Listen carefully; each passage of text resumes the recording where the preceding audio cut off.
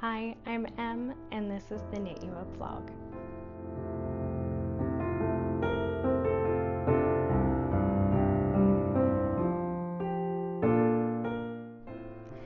Hello, welcome or welcome back. I'm Em, a knitter and pattern designer living in British Columbia, Canada, and this is my cozy little corner of the internet where I talk about all things knitting, sometimes designing, sometimes other crafts, but we'll see about that. First things first, you may notice I have a new shiny toy and a very noisy kitty in the background. I did get a microphone. Does this make me an official vlogger, an official knitting podcaster? I guess we'll see. But I did get a microphone. I don't know yet if I like the outcome. I can't film using it with my regular iPhone camera, so I don't know how the quality in the podcast episode is going to differ. I guess we'll find out together. But we'll see how it goes. This would be really exciting if this does work, because it means I don't have to shout at my camera and annoy my neighbors. We do live in an apartment building. And it would also be nice because we live in a very noisy part of town. There's lots of trucks and motorcycles and cars, and currently a lot of construction happening nearby, so it would be great to not have that show up in all of my videos, but we will see how it goes. Anyway, without further ado, let's get into actually chatting about knitting and stuff. This is going to be a shorter episode. I don't have that much to tell you guys about, but I still wanted to give you an update. I'm trying to be really consistent with my YouTube uploads, because I don't want to have a big break again. And also, I'm really bad at taking notes about things, so I like to try and check in with you guys and give you these updates on the more frequent side so I don't forget important things. Simple as that. So to start off with, what I'm wearing, this is an old finished object, I think from 2 summers ago. This is the ripple crop top worsted. Although I used a DK, I used a haiku. No. The brand is Skassel or Skasel. Their yarn line is called Haiku, and this one is called Sueño. It's a bamboo and wool combo. I just loved the bright pink. I also have a matching set of ripple butt shorts. I don't know if that's their official name still, but when they first came out, they were called the butt shorts. But for obvious reasons, I am not putting that on YouTube. Not that you can see it anyway. But yes, very cute, perfect for summer, even though right now it's pretty cloudy out. But I figured a nice pop of color today would not go amiss. So that's what I am wearing. Let's hop into finished objects. I'll start with the 2 oldest FOs and work my way up. As it happens, I don't have some of my finished objects because they were gifts, so they are in their new homes, but I will put photos or clips into the vlog so you guys can still see them. And if you want more frequent and immediate updates, you can always give my Instagram a follow. I'll put the my handle down here, and there's always going to be links in the description. So that's the best way probably to keep up with all of my knits, but you know, I love a good vlog too, so here we are. Anyway, I am in a really, oh god, I'm breathing heavily too. I feel like I'm extra nervous today because I have this new piece of tech, and like, I don't know, there just feels like, oh, okay, this is like the big leagues, you know?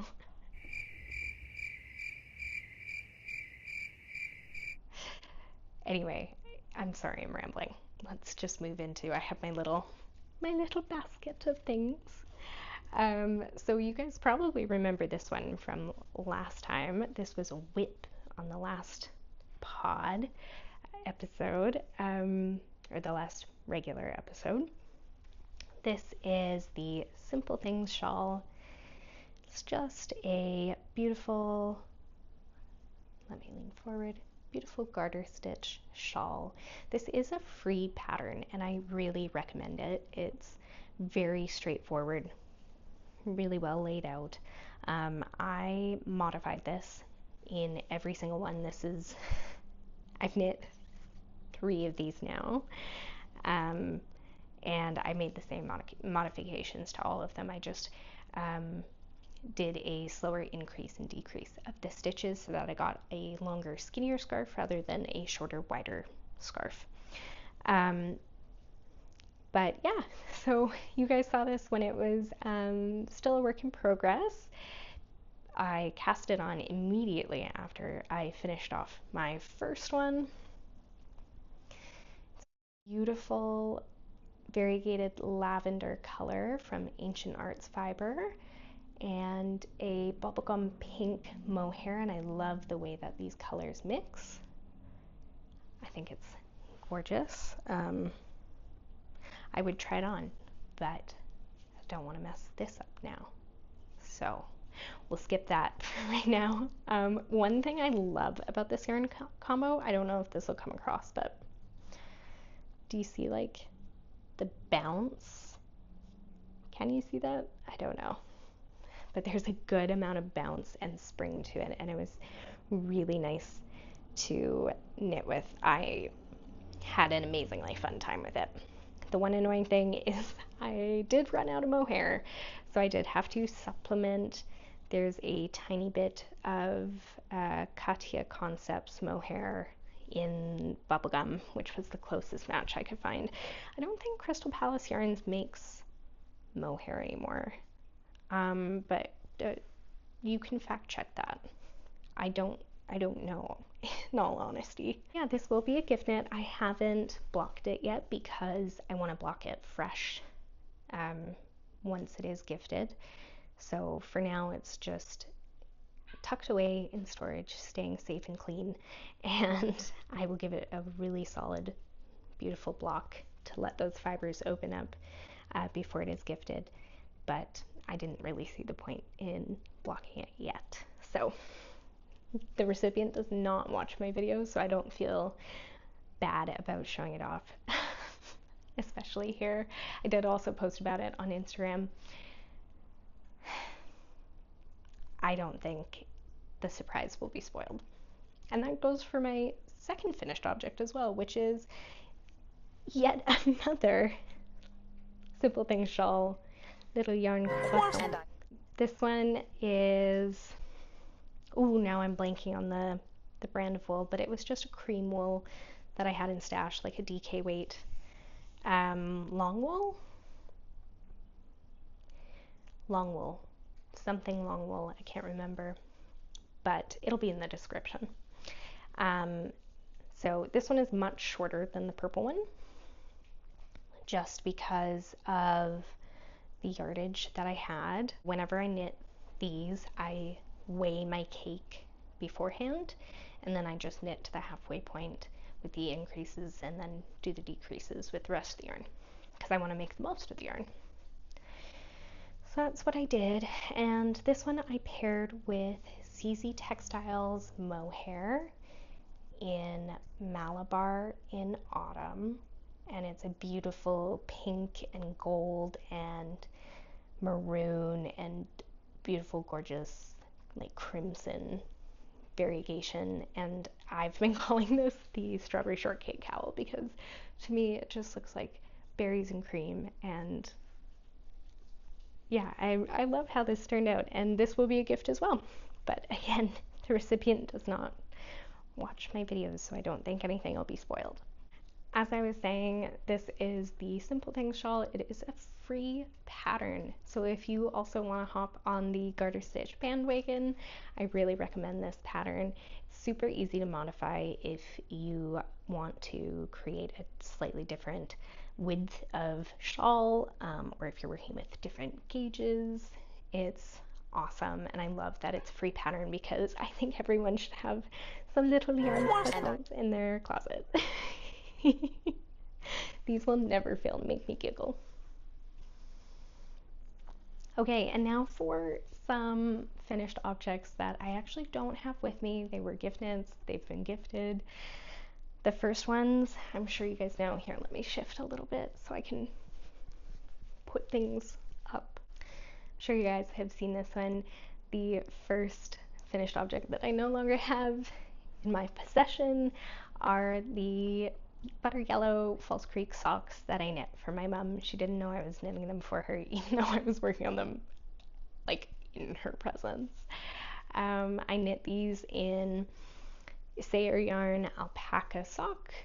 I bought one of the big, they sell them in like 50-gram skeins, and then I bought the 100-gram skein, I think, or whatever the bigger one is.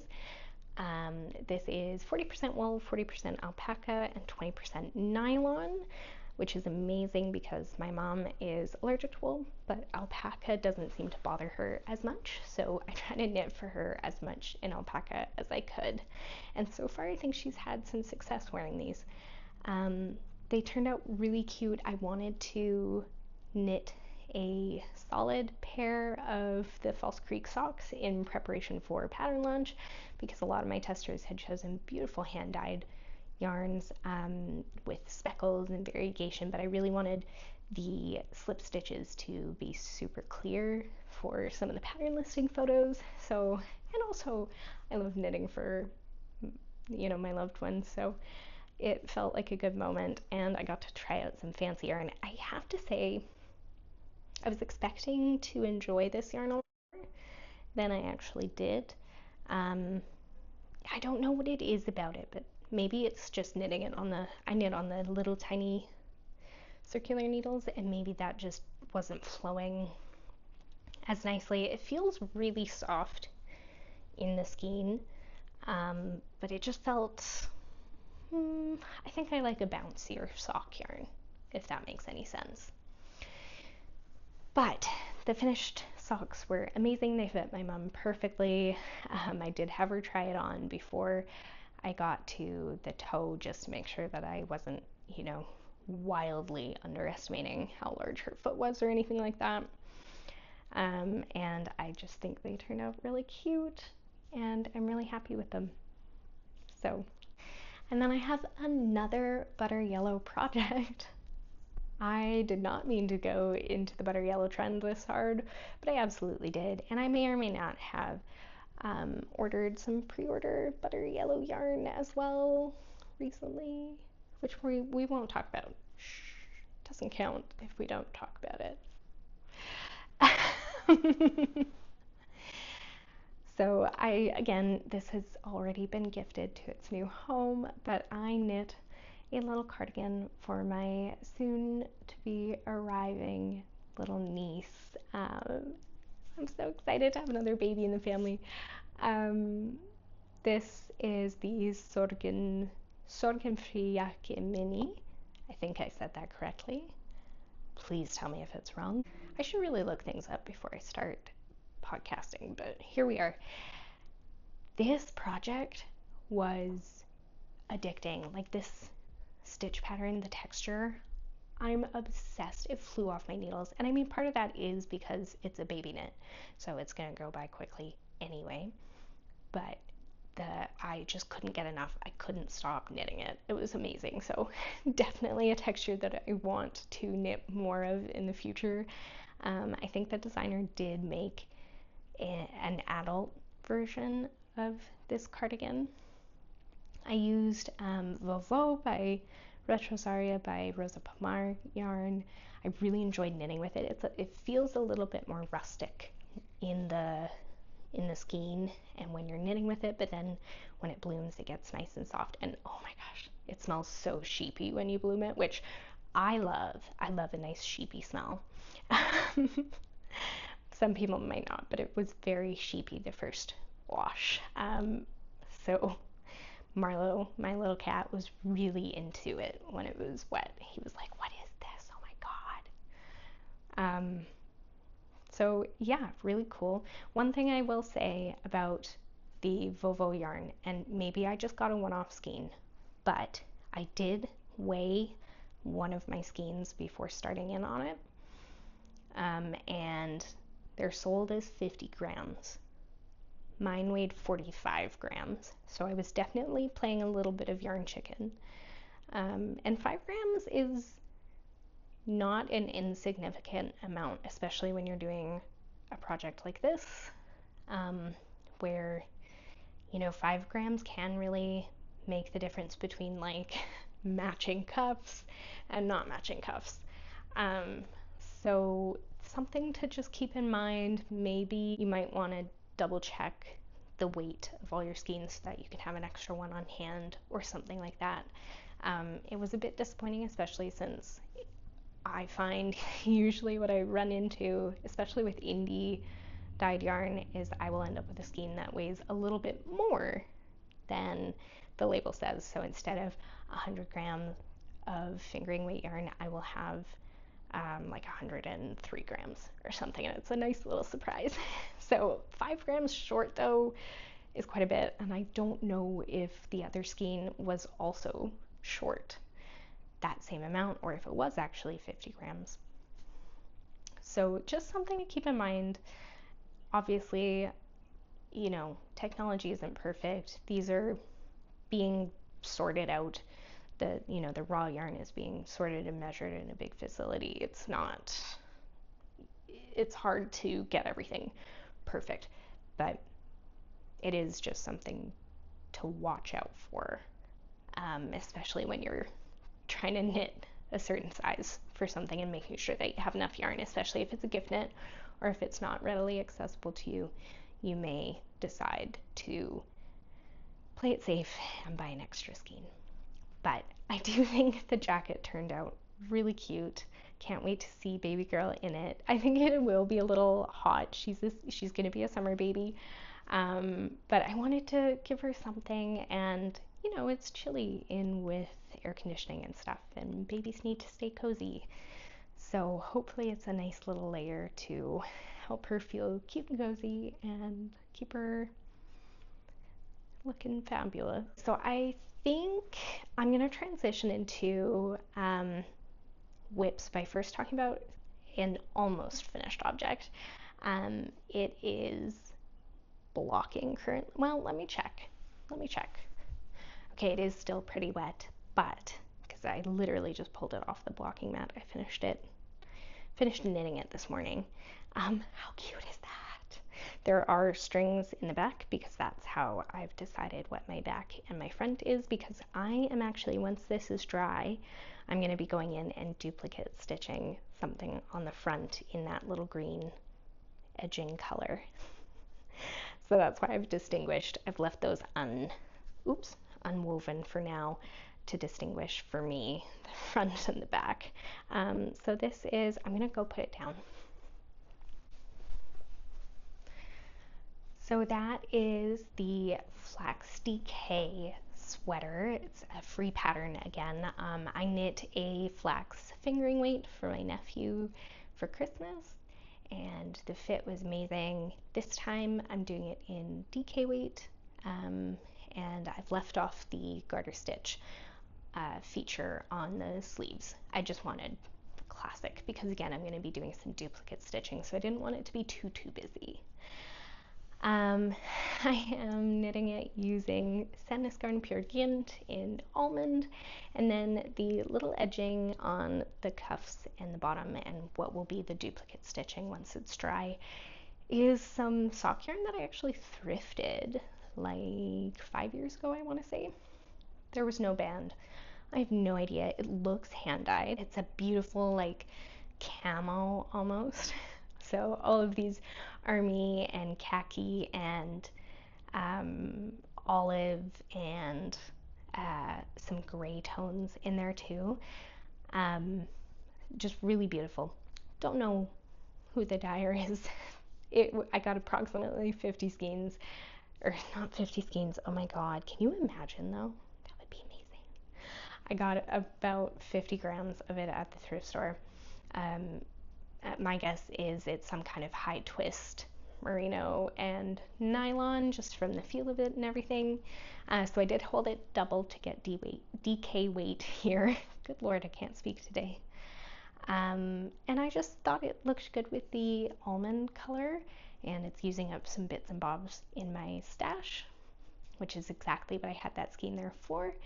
And I think it'll be perfect for my little, I'm calling him my nephew because he's the son of a good friend of mine.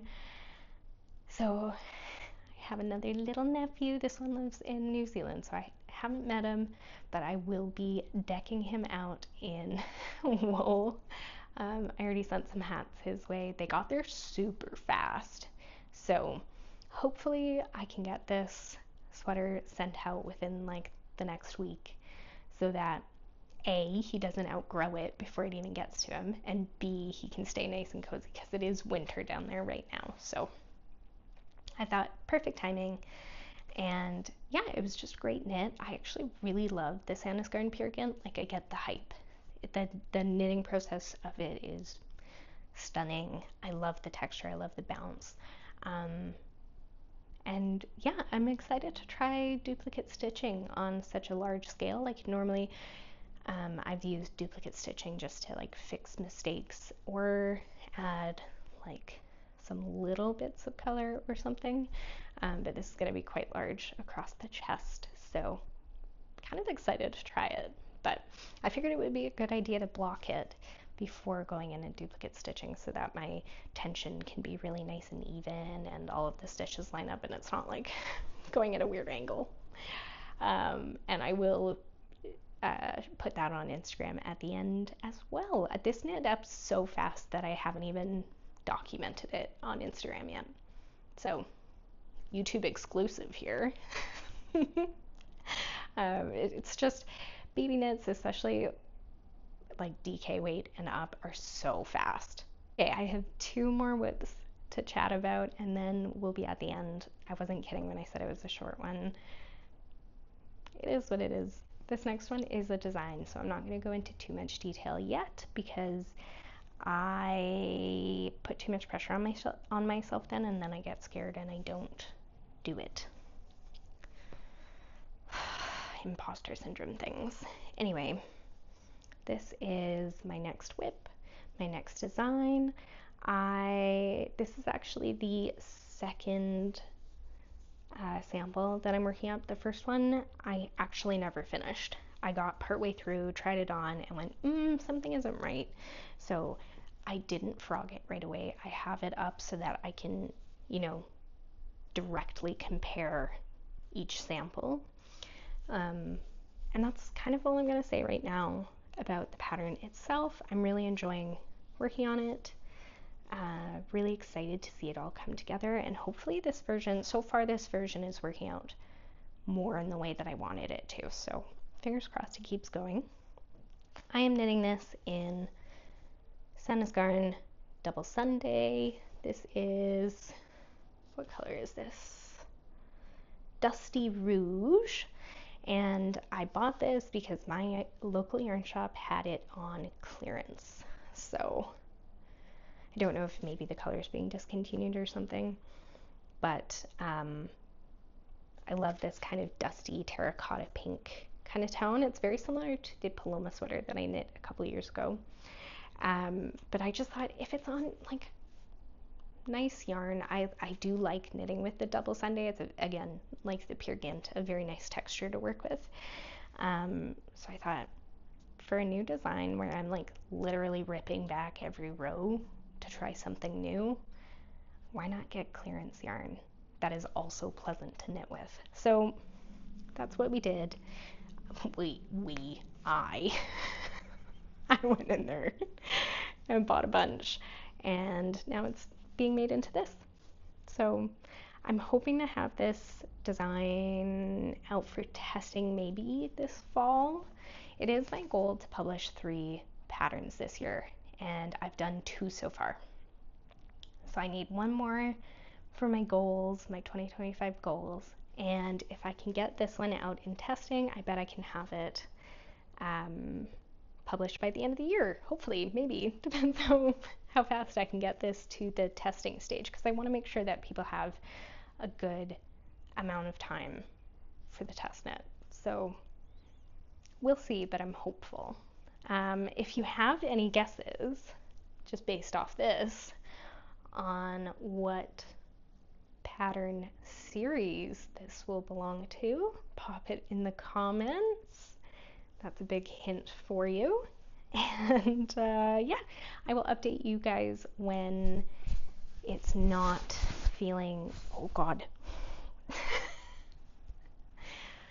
I will update you guys when it's not feeling as scary to talk about to the entirety of the internet. And that's on anxiety. Okay, I have one more whip to show you, and if you've been here, and by here I mean on this YouTube channel since the beginning, you guys will know what's in this bag. This bag is handmade by my friend Katie of Songbird. I think Songbird Handmade is her handle. She hand sews these gorgeous project bags. This one's got drawstrings, which I currently have open because I always struggle with it. It's got 2 external pockets. It's got a big pocket on the inside, and then smaller pockets in the back on the inside as well. And it has long been the home of this absolute unit of a project. This is, oh, try not to lose any stitches. Oh, I'm not doing a very good job of this. This is the Sea of Dreams baby blanket. It's knit on 3.5mm needles. I'm using a cone from Woolly Knit of 100% merino. This cone is a lot smaller than it was in any other podcast episode, which shows you how far in I've actually gotten. I think I'm getting close to done. It had a big break for a while, sadly, because I messed up in a really big way, and fixing it really stressed me out, so then I avoided it. Can you tell I have a theme? When I get anxious, I get avoidant. Anyway, it was on hold for a long time because I was too scared to mess it up, but I've been really dedicated in working on it because I want to get it finished and, you know, gifted. I will never be knitting this blanket at this weight again. I learned my mistake. This is a huge time commitment, but I do love the lace pattern, the lace motif, so I would definitely knit this blanket pattern again, but like at a worsted weight maybe, to make it more manageable time-wise. But I do love this. It's one of my biggest accomplishments, one of the projects that I'm most proud of, but it's also just dragging on forever and ever. So I did tell the recipient and show her the blanket where it was at so that I could hold myself accountable, because if she knows about it, then I can't just abandon it. Not that I was going to, but like I needed to give myself a little kick in the butt to get back into regular knitting with it again. So yeah, hopefully I can get this finished soon. I don't think there's too much further to go, in all honesty. I think it's nearing the measurement that I wanted pre-blocking. And then it's just a matter of blocking it and smoothing out all of the lace stitches. And it's gonna feel so good when it's done and gifted to its new home. And then I can start in on the other baby blanket that I committed to.